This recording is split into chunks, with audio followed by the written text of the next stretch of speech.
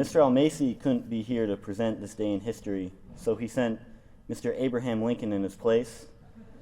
So everyone clap your hands for one of the most cherished U.S. presidents.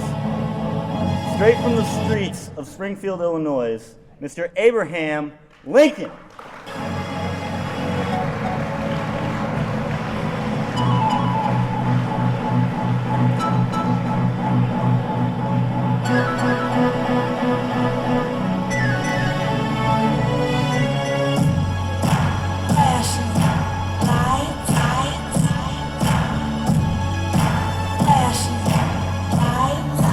Cut that. Yo, cut that. Abe here, back from the dead. You probably wonder to yourself, why is Abraham Lincoln at Foxcroft Academy? And you probably wonder yourself as well, isn't that dude dead? Yes, I am dead. But I'm here to present to you this day in history. This day in history was scrapped last year, and I'm bringing it back from the dead. And to be honest, I'm married, my wife, Mary Todd, women be crazy. I mean, 130 years buried together, make a man crazy. I mean, she'd be all, Abe, when are you gonna get me those eggs? In a minute, Mary Todd. Abe, when are you gonna go to the market?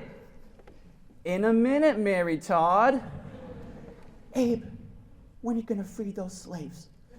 In a minute, Mary Todd. Damn, girl. Fun facts about me. My top 5. Number 1, my hat here is served for more than just a hat. I put bills and notes and letters in a true story.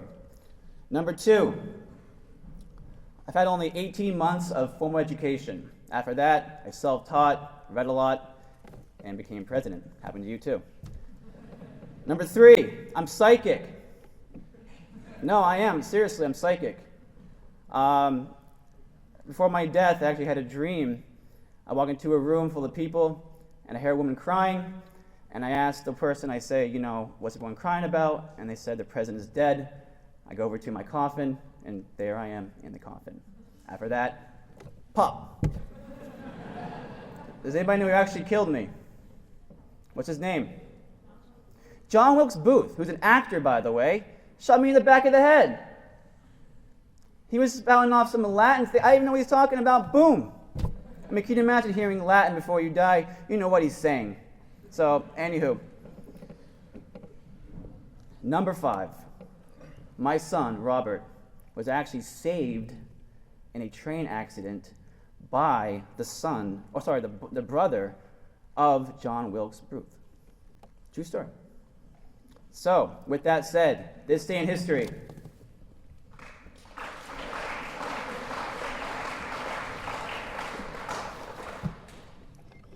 Yo.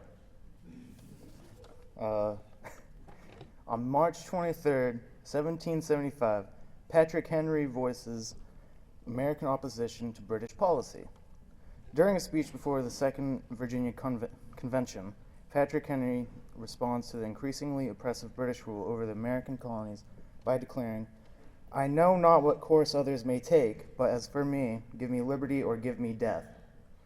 Following the signing of the American Declaration of Independence on July 4th, 1776, Patrick Henry was appointed governor of Virginia by the Continental Congress.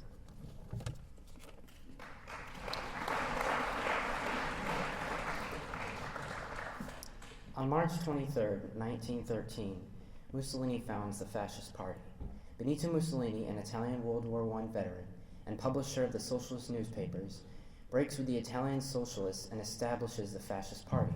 Mussolini's new right-wing organization advocated Italian nationalism, had black shirts for uniforms, and launched a program of terrorism and intimidation against his leftist opponents.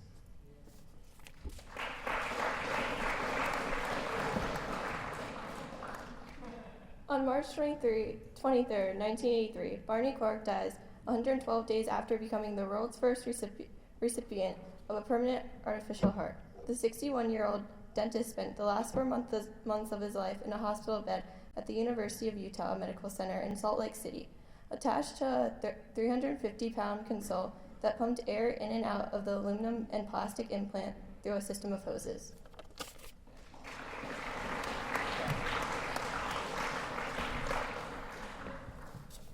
I'm back. I'm not leaving yet.